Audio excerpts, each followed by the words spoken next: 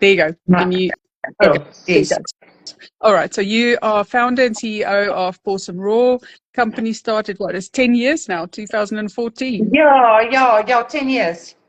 Long time, eh? Yeah, it's a long time. It initially didn't start as a company really, but as a, Yes. more as a feed your own dogs type of thing.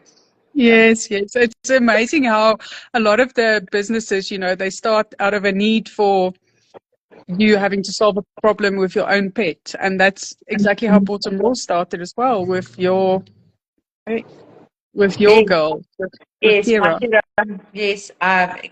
It is. If you look back at it, it's really one of those things that I sometimes think life takes you on a journey without you actually realizing where and what is happening. And it was just we lost two dogs in a very short period of time to what I normally call human. Or my vet said it's human illnesses. It's stuff that you don't normally get in pets, Yeah. and that really made me starting questioning.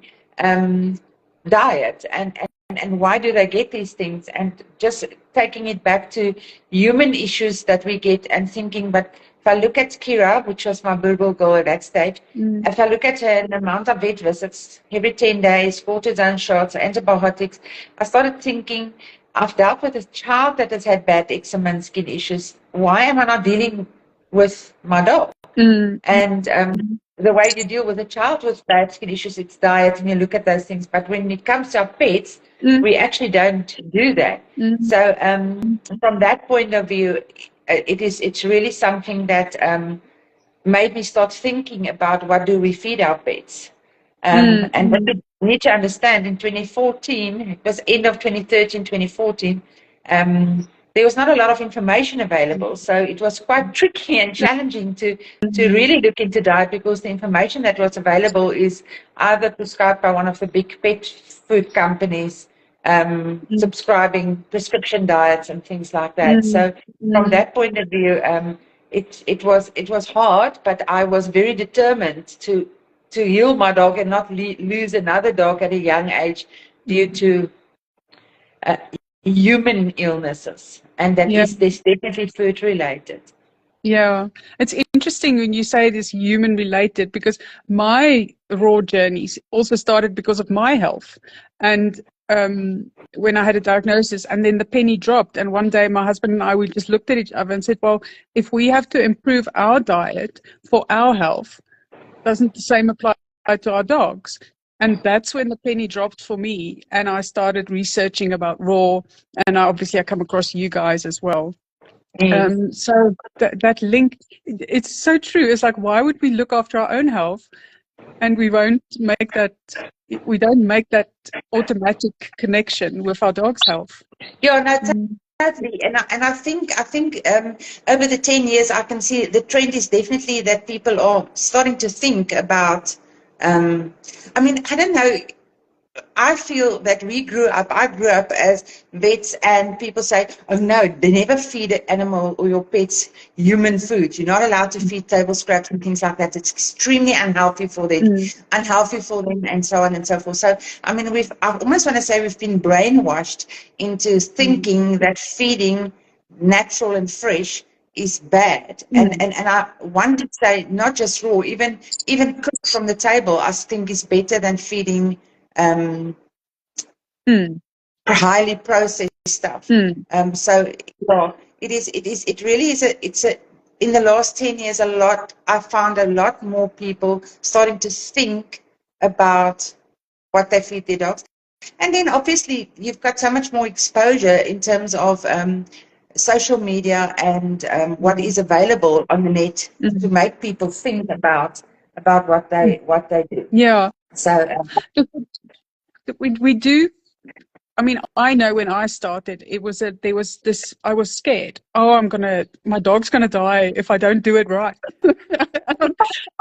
You just think, it's insane. And I don't know why that is. I remember the first time that I started looking into this, okay. We just got a beagle puppy, and she was, so that's 11 years, it's more than 11 years ago. We just got a beagle puppy, and Keerah, my Boerboel, knocked her over. She was coming on Keerah, and she knocked her over, and because the puppy was very young, And we got it from not knowing, we got it from a breeder at 6 weeks old. Mm. And Ellie broke her jaw. Okay. And ever since then, she was absolutely not interested in any food. She was a very bad eater. And in this period is when I decided, listen, I cannot have Keerah with all these. She was a grumpy girl because of uncomfortness and things like that. So now, where do you go to for information? There's no information. There's very little. And I came across Dr. Ian Billingham's book, Feed a Dog a Bone. I sent him an email with a long story, and he sent me a copy of his book. Okay. Oh, wow. And I read through it and I was amazed. Okay, but now I've got all this information and I don't know where to go. And I'm dead scared about, is this going to be balanced, and I'm going to have a bloodthirsty because I'm going to feed him raw meat and all those type of things. And I started talking to a lot of people about it. And, the Facebook, I think at that stage, Facebook was, you get information. But I came across a Facebook group that was based in the UK. And through that, I was put in touch with a few vets that was very pro-raw. And I just hammered them with questions and things. But even then, with all this information, I was still scared to do this. So I jumped off the wagon, and I remember there was a Wodak weekend, and I went there, and there was this company that sold raw, and I was so grateful. And my first question to the person is, how balanced is it? Because I was so scared to do my own thing, because you read all these things of what needs to be that, but I realized it is, for me, I've got OCD, severe OCD. For me, it was really very daunting. And I bought some food from this company, and I was highly disgusted. And my OCD, and my parents, I grew up, my parents had a hunting farm, and we used to work with our own meat and do on a yearly basis. You've got the lambs that we do and everything, and families that's farmers. And I know how meat looks, proper meat looks. And I looked at this and I said to my husband, this is just organs. And they've put some garlic and some beetroot in to make it look and smell okay. But from what I read, this is not necessarily what I want to feed my dogs. So I jumped on this and I started doing research like crazy. So at that stage, it was just for Keerah. Remember, it was for Keerah and Ellie, nothing else. It was just to feed my two dogs a proper balance. And I was so scared. I've got this puppy that doesn't really want to eat and that needs to grow. And how am I going to do this to get a balance and make sure that they get the best nutrition ever? Yes. And then I came across a breeder that feeds their dogs raw. And this lady said to me, no, we'll supply you with food. I got the first food and I went like, I couldn't handle it. And then I said, this is it. I'm going to make my own food. But before I did that, I actually went and I researched AFCO tables and what goes into already commercially available raw food in other countries. And I then came across a few nutritionists in the States, and I contacted them and I said, please help me. I need, at that stage, there wasn't a lot of pet nutritionists available like today, where you can have people and ask them for advice or work out a diet. And Richard Patton, I came across Richard Patton and I sent him an email and I said, this is what I have formulated for my dog. And here is I actually went and had my food for my own dogs tested through a lab to see that it's got everything necessary. And everybody frowned upon me and they said, but don't be so obsessive. And I said, but it's my fur children. My kids said to me, you don't even fret about around us about food so much as you do with the dogs. But the and dogs I sent Richard Patton an email with what I've done, and he came back to me and he said, perfect.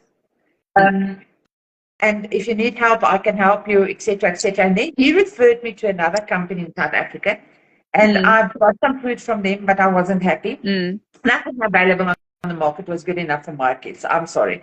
And then I started doing my own. So that is basically just how my journey started with my own dog. Yeah. Still never thought this will be a business or this is a something that I would have as a career type of thing. Yes. No, because 10 years ago, as you say, there wasn't that much information available. The market was, I mean, it was like a niche of a niche. It wasn't really a thing. It was only the strange people that would feed their dogs raw. It was almost something like that. Totally. How can you spend how much money on your pets? I'm not spending much money because, I remember when we moved Keerah over to a raw diet, she was on earthborn holistics, which, wasn't a bad diet at all. It was in those days, it was very expensive. But it was heck of expensive. Together with her every 10 days visit to the vet, I think I paid at those days, it was close to 4,000 or 5,000 Rand a month that I spent on my Boerboel. And I just realized that we're putting so much poison in her, and people was really proud. My friends thought I was stupid. My parents thought I have lost the plot. So, I wonder if I asked them today how they feel still about this, what will be their answer now. But when Keerah when we started seeing the results, and I promise you within a week, you could see huge results in that. My parents were my first clients. Real clients. They had an Irish setter that had severe health issues. And then we moved Lulu over onto Pawsome Raw as well. And that was my first official, unofficial client when I started doing more meals outside with what my dogs needed. Because I suppose it was like a word of mouth thing, as people could see the results in Keerah and then with your parents' dogs, and other people also wanted to know. My biggest word of mouth was actually my vet. It was amazing because we were with Keerah with him so often that when we didn't need to go because she didn't need to have a top-up injection and antibiotics and things like that. So about 4 months into this, Keerah cut her Achilles quite bad. And I rushed on a stay, not a 24-hour vet, but I found and there was the vet Peter was there, and I rushed her in with it. And he walks in, he said, "Is this Keerah?" I said, "Yeah." He said, "We thought she died because we hadn't seen it." But I had discussed with him that I'm looking into this, and he looked at it and he said, "Oh, you've done it." I said, "Yes." He said, "Wow, I can't believe it's the same dog." Her color changed. She was like really a grayish fawn type, and she was golden. And from there, the practice. So I had to go in for the next week. Every day, I had to go in to change bandages and see that the wound is fine and so on. And every time I go in, Peter will call some of the other vets and say, "Come and look at this. Come and look at this. Is unbelievable." And very shortly after that, I started getting phone calls from them saying, "Listen, we've got this client with this dog that's got problems. Will you advise them, help them, just tell them what you've done?"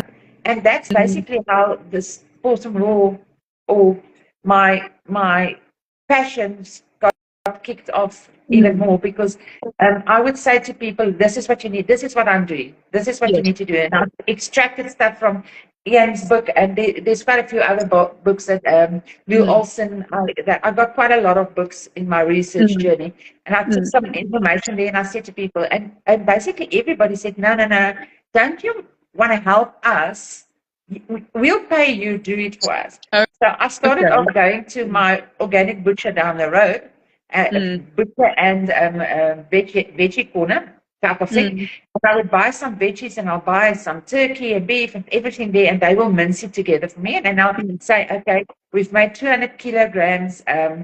It's X, Y, and Z needs some food, and we divide it by what it costs, and everybody pays for it." And about 5-6 months later, after I started Keerah on it, the butcher said to me, "Listen, you are now buying so much. If we order from the abattoir in bulk for you, we'll give you a little bit of discount." And I said to them, "Okay, that's great." And I then decided that I'm still going to charge the same get people to pay the same amount, and then I've got a little bit of money just for my effort. Of course. And 2 months later, I said to my husband, do you know that we didn't pay for our dog's food this month? That's how many we done. Fantastic. Then that was around about in the December of 2014. No, 2013. Sorry, I need to think of my date. Yeah, that was Ali was 6 months old, 2013. And then by February, the butcher said to me, sorry, but we can no longer do this for you. Because what would happen is they would mince everything and I would go with the big packets, go to my kitchen, and in my kitchen table vacuum pack it. Okay? Yes. Important. So if your dog had to have 250 grams a meal, I packed it like that. Wow. Okay? Because it was small enough to do that. And they said, listen, we can't do this anymore for you because it's becoming too much. It's no longer 100 kilograms a month. It's now like 600 kilograms a month that we do. And I split it up into 2 weeks, twice a month. And we just moved to a small holding. And then I decided, okay, I think this is something that I must pursue. Let's get the legality in place and have a proper registered business. And I started the process, which was tedious, and it is so lengthy, and it is so costly. And because of my OCD and my testing methods that I've got in place, it was quite a thing. And I then got another butcher that we got up at 4 o'clock in the morning every week, and we'll use his butchery till from 4 to 8. Yes. And then we'll go and package everything. And March, April that year, we decided, okay, no. The ball is in the process. We are going to convert our outside building and the small holding into a butchery.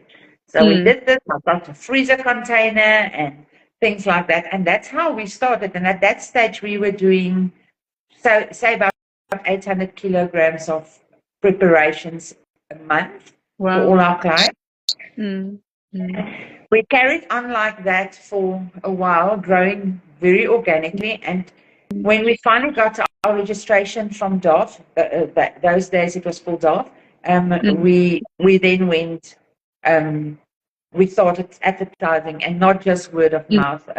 If I say advertising, it was word of mouth advertising. I started a Facebook group and I told people about the benefits of Walt. And I think today we are doing about 30 tons a month. Wow. And yeah, it's Facebook and word of mouth that we've done. So it very quickly became a family business and not just a passion anymore. But for me, it is still a huge passion. For me, it is so important. And I really feel every single pet that is fed Pawsome Raw is part of our family, and we take it extremely serious. That our quality is of premium standing, and we are very fussy in where we get our products from. I think some of these others that contact me and say, "Oh, we can supply pet food," and I say, "No, thank you, I'm not interested." That this woman is crazy, but for me it's really a passion and the bond. I mean, you know how we feel about our pets, and I want everybody to have the opportunity to have the longest time possible with their pets around, and I honestly believe nutrition is a huge key part of that. You know, I saw a video this morning that Dr. Nick Thompson. He was interviewed and they asked him about raw feeding and length of life. You know, does your dog live longer? And what I really loved what he said, there's no proven studies that he's read, but there are about 7 studies that he said that he knows of that the quality of the pet's life is so much better. And that has been proven. And that is absolutely so true. And you know what? You if it comes to studies, and obviously we get a lot of flack and things from the kibble companies and vets out there in the market, and it makes it very hard because there's no the raw food companies haven't got the financial backing to do what kibble does, and even they don't do the research as. I mean, they use 5 or 6 cases to do research and then make a statement. But that's really quite an expensive thing. So raw food companies like Pawsome Raw haven't got the financial backing to do that. So we very pretty much left on our own and to turn and to use outcome-based evidence in terms of it. And unfortunately, our pets can't talk. Hey? They can't say, listen, this is what I'm feeling, or this is what I'm going through. But looking at the signs, the realistic things that you see in your pet. I mean, a shiny coat, better breath, less shedding, all those things cannot be bad. There's no ways that it can be bad if that happens. I mean, if your pet's coat goes from a dull grey to a golden fawn, there must be something to say from it.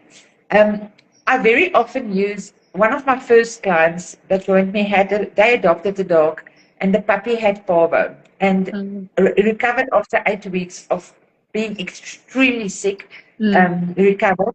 He didn't eat, and he clearly had some severe gut issues. And we switched this little pup to Pawsome Raw, and he did amazing. But they also had 7 other dogs. Okay, so they then decided to switch the other dogs as well, or 6 of the other dogs as well, because the other little one was a 14-year-old little scruffy mutt, small miniature type of dog. And I would never forget when I delivered food the one day, the husband said, you know what, this scruffy dog is, I think it's got a week or 2 left to live.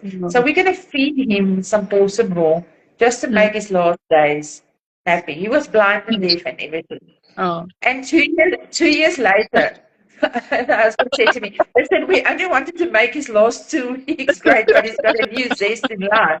Okay. And it didn't change his blindness and deafness, but it just gave him energy, and he could handle everything so much better. So from that point of view, there's outcome-based evidence. And that is, there's too many dogs that does well on this to ignore that. So, yeah, but that's also a little bit one of your superpowers, isn't it? You can, with all your years of experience and all the knowledge, because that's the one thing about you, Retha, is you are a qualified raw food nutrition specialist. And you work with vets, and you also collaborate with people from overseas who are specialists from overseas. So obviously all your years of experience has given you this superpower that you know. I think my superpower is passion. I really do think my superpower is passion and nothing else. I mean, there's lots of pet nutritionists out there, and different qualifications and different things for different strokes for different folks. For me, I believe that raw and natural is best. I also don't believe to stagnate in things. I'm constantly doing more courses and diplomas and things like that in order to stay up with trends, stay up to date, and information and research and things like that. I don't believe just reading things on the internet is what is giving you knowledge. Yes, it does. It makes you aware of things. But I also like the scientific part behind it. And I think the only way for me to do this is to keep afloat. Sometimes I'm not a perpetual student, just that makes it hard. But I do believe that keep afloat with what is around there. And there's more and more professional, recognized nutritional, natural nutritional courses and diplomas out there that I do, and I encourage my distributors to do that as well. For me, it's very important that whoever deals with any client that comes to Pawsome Raw needs to be able to understand the value of good nutrition. not necessarily to make, our purpose is not to make diagnosis. Our purpose is not to cure, but to understand the value of good nutrition and how to deal with an animal that has got an issue, because nutrition does play a big role on it. We are not saying get away from vets. We are not saying do that, but we are saying there is better nutrition out there. Connor Brady used to have a little thing on his Facebook page, Dog First, for a very long time, and I can't remember the exact wording of it, but it comes to this: we believe that our animals in the wild must eat natural and organic. Our farm animals must eat natural and organic, and we as humans must eat natural and organic. Yet, what are we giving our pets? Highly processed. And for that reason, I think understanding the value of good natural nutrition is extremely important for longevity. Yeah. That doesn't mean you're gonna get not gonna get pets that sick. I mean, I went in December. I was devastated because my alley girl got sick. She got cancer in her heart. Okay, and she was so healthy up until a certain point, and then a week later she's dead. Okay, and I felt like I failed her because I've done this to give longevity to our pets, but taking her breeding background in consideration, her grandmother, mother, her father, none of them lived longer than 5 years old, and her genetic pool was bad, and we got her to do 6 years past anything in her family. Yeah. So from that point of view, is that doesn't mean it's not going to happen. It just gives them a better chance and the immunity a better chance to get. Yes, because that's the one thing, is that the natural it boosts their immunity and makes them stronger. Yeah. Totally. It's, Yeah, no, when it comes to the dogs and well, it comes to our pets, I always use dogs, but it's pets. We just want to do the best for them. And that's the other thing, Retha. And I think sometimes people feel they're a little bit bullied, either by either party, raw food or kibble. And it's all about education. And you've said it so many times as well. It's about education, about showing people what is possible and the value of good natural nutrition. And I think that education is so key. Education is so important. I mean, I don't want people to use Pawsome Raw because that is the trend or that is the in thing, or everybody, the buzzword is now raw. I want them to feed Pawsome Raw because they make an informed decision. Information is key. I mean, knowledge is key. If you understand why you do things, if your pet gets sick and you go to the vet, and he says the toenail is broken, your pet pulled his toenail because he's on a raw diet, and you've got that knowledge and you've been educated, then you won't be bullied by comments from non-raw feeders. I don't want to bully anybody into feeding raw.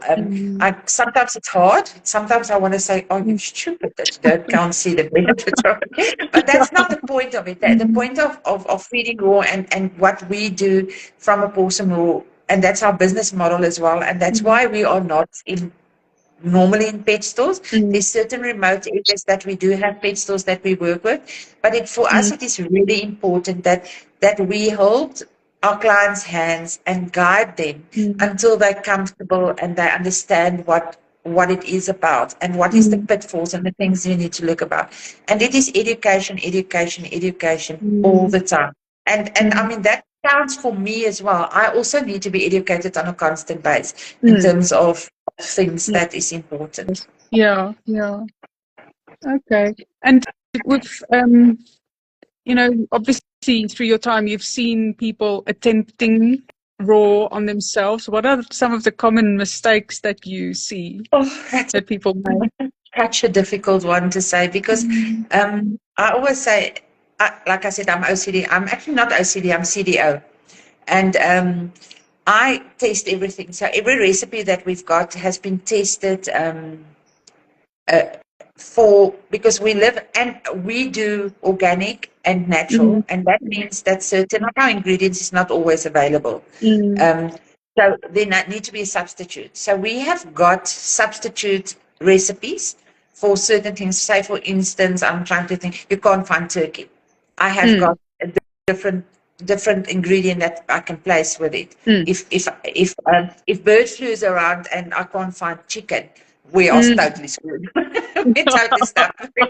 But what is the alternatives? Et cetera, et cetera. So I've done so much testing to know exactly what is it. So for me, it's very I'm very arrogant in terms of saying that when you do it yourself, although a lot of people say feed balance over a period of time, there's always something short. Okay. And then people try and make it up with supplements. And I don't think supplements is necessarily always the answer, because you can very easily give the wrong supplements that doesn't necessarily is absorbable, and you need to understand that, have a very clear understanding of it.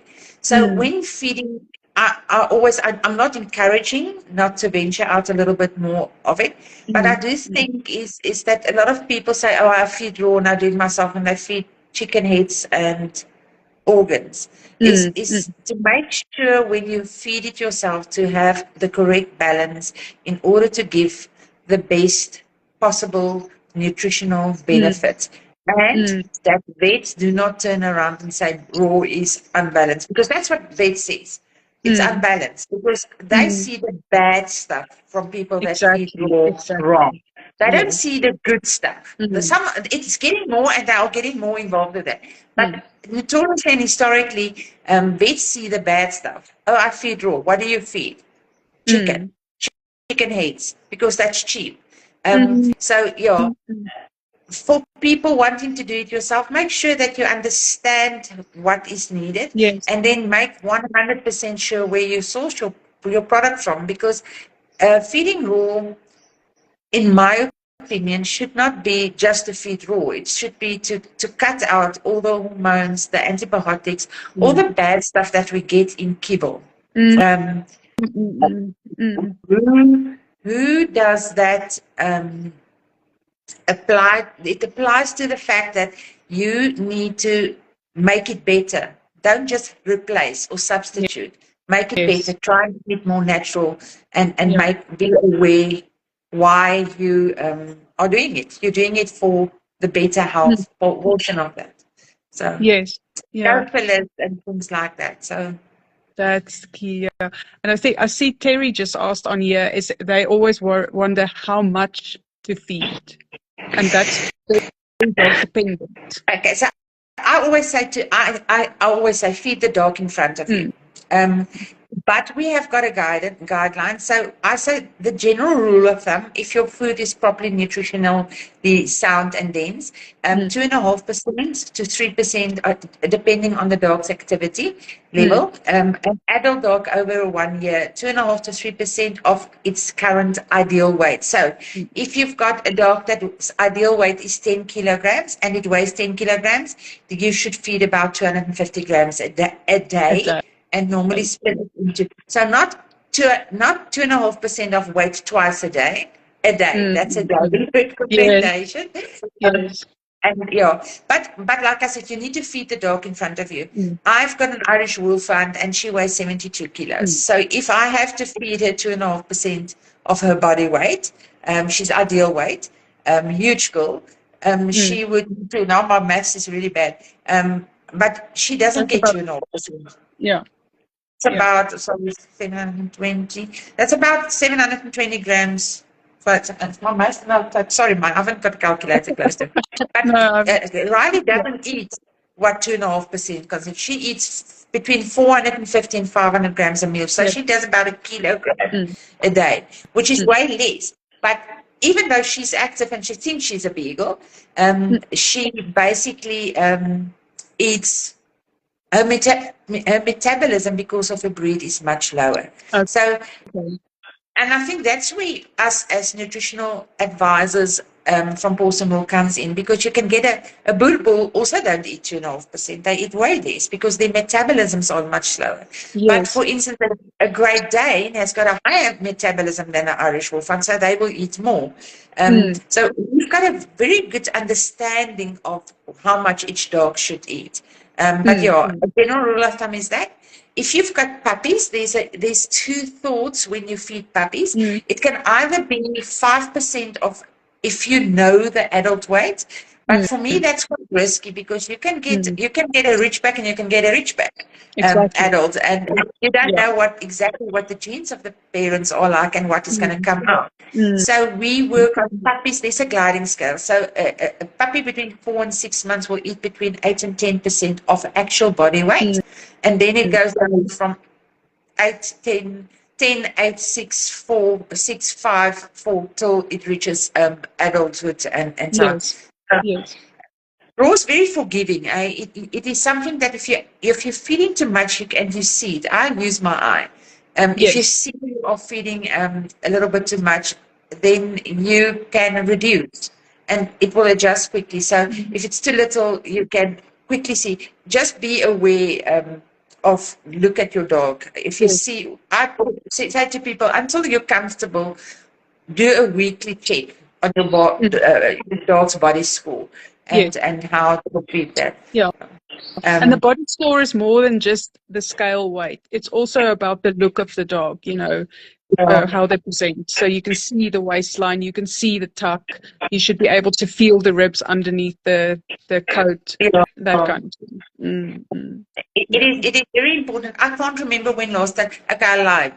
Harvey, my one beagle, goes for acupuncture, and every time he goes for acupuncture, he needs to get on the scale. But that's the only time I weigh my dogs. The other dogs haven't been weighed. I literally feel it. And we've got one of our beagles, Fred, is one of those dogs. I mean, he is so unpredictable, because I will look at him and think, oh boy, you're getting fat, and I'll reduce his food with 20 grams, and then he goes well for 6-7 months, and then all of a sudden one day I look and I think, oh my word, the SPCA is going to come and arrest me because you're so thin. So it is, like I said, feed the dog in front of you. It is absolutely for every dog. Gets Yeah, that was one of my questions also, is a raw diet can work for any breed, any age, any health condition, but like you say, just feed the dog in front of you and adjust as they adjust through their lifestyle, their life phases. Yeah, be clever about it. I really found that some dog parents do not, I don't know if they think they've got to stick to the same quantity, and it's all set in stone. Be clever about it. Set in stone doesn't mean every single beagle are going to eat the same. We've got, like I think most people know, I've got I call it the beaglery. We've got 8 beagles. Okay, they're all rescues. And I've got little Mia. Mia weighs 11 kilograms. She's tiny, tiny, tiny. She eats almost 400 grams a day. Okay. Then I've got Baggins that weighs 16 kilograms, and he eats 240 grams a day. They're both equally active, but their metabolisms vary so different. So there's no one size fits all. And it's important to make room for that. And if you're unsure, contact us. We will gladly help you. Yeah, I think that's a good guideline, especially if you're starting off. I think that's a good guideline, but then, look at the dog and adjust for the dog. 80% of the time it's 100% correct, but you get the 20% that definitely has got a different. But that's with all things in life. So. Okay, Retha. So, if you had to have your glass ball and predict what the future brings for pet nutrition, what do you see for the next 5-10 years? Oh my word! I wish. My wish. I do think we are heading exciting times ahead. There's a lot of more people are more aware, and we're getting much more educated clients that ask the right questions, and that's doing it for the right reason, not just because their pet is sick, because that is the biggest thing that we get a lot of. 90% of our clients come to us because the pet is already sick. Yeah. So I would, in the ideal world, I would love for every pet to deserve the best nutrition. And my motto is one pet, one bowl of food a day, to convert that. So ideally, and I do think that is definitely getting to that point. From since I've started, I'm very passionate about stay in touch with what is happening in the industry. And I always say South Africa is about 4 or 5 years behind what happens in the US. I've gone to many nutritional and natural seminars and congresses across the world. I always say is I meet people in order to build a team of experts. And I can see definitely for South Africa there's a change. More and more vets is becoming aware and more open to feeding more and more natural and holistic approaches, which is amazing. And I wish that we can actually just educate more. For me, I'm on a drive from Pawsome, not from Pawsome, from Retha, personal space. I'm on a drive to absolutely educate the public, the vets, people about the benefits of it, and not just saying you've got to do this, but understand what is the benefit. So for me, it's about education and whatever, and that's a personal passion and an absolute drive, and some exciting things that hopefully going to happen soon, so that we can that's my next question. that we can have some education done here. And for me, that is quite exciting, because I think South Africa needs this to be more educated and get our pet parents informed. I think pet ownership in general is evolving. You know, if I think how we were as kids and how we grew up, and we loved our pets, but we had a different relationship with them to now. And so that is evolving, and I think that's why it's such perfect timing with the nutrition food coming in to enhance that relationship. Because, I mean, in humans, we know that food impacts our behavior and our mood. Surely the same must happen for our dogs. Totally. There's actually studies, and I mean, if any people, you can follow, there's the Raw Pet Medics, and Dr. Conor Brady is a behaviorist that has done his PhD on and behavior and nutrition. And from that point of view, it's absolutely amazing to see studies that has actually proven how proper nutrition can change behavior. So it is exciting. So I am very excited to what the crystal ball is going to bring us. Yeah, we're all watching the crystal ball. Tell me, and you are based in Somerset. You personally are based in Somerset West, but you also have regional representatives. So our factory is in Gauteng. Okay, that's where Pawsome Raw started, and that's the bulk of our clients. We've got distributors, exclusive distributors across the country. So we've got Retha, who is in Mpumalanga, and she does the whole of Mpumalanga. She's based in Vitrefield. I've got Odette that is based in East London, and she deals with all clients in the Eastern Cape up until PE, around that area and surrounds. Karen is our KZN representative. She is based in Belito, and she does the whole of KZN. And then I am doing the Western Cape. So I've been stationed here since March last year. So we do the whole of the Western Cape up until Plet. We deliver to Plet, etc., etc.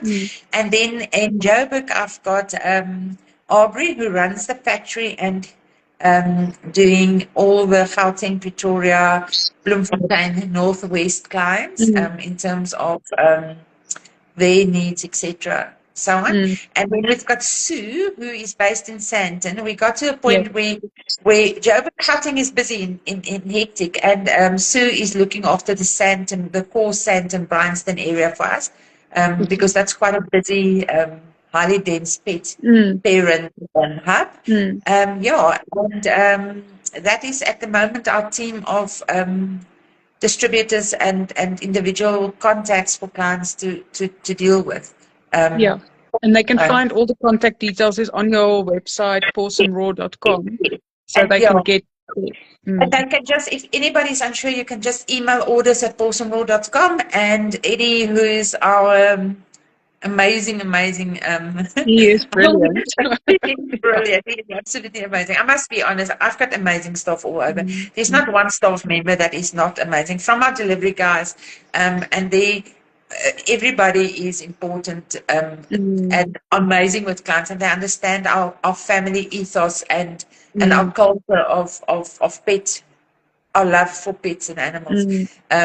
So Eddie will then distribute the query between Eddie and Aubrey and Jamie. They will distribute the query to the correct distributor. Odette at this point in time is my I almost want to say my filter. She does a lot of the pre-screening and clients where across Western Cape and Gauteng and Eastern Cape, in order to just give me a little bit more, because I don't get to everything. It gets a little bit hectic to be the only person to be able to speak to clients. So Odette does a lot of screening and first things, and then I will do the more complicated cases and deal with that. Yeah. So. We've got a very committed and dedicated team. I think we can do with more employees, but at this point in time, it is just important that our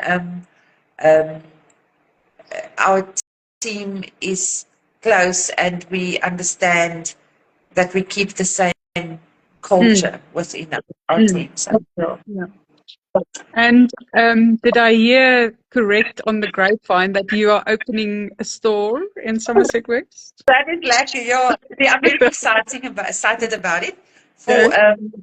I am decided that we're gonna venture off and have a little Pawsome Pet Deli as a test, and hopefully, if everything goes right, on the first week in December, we will be opening our Pawsome Pet Deli in Somerset West.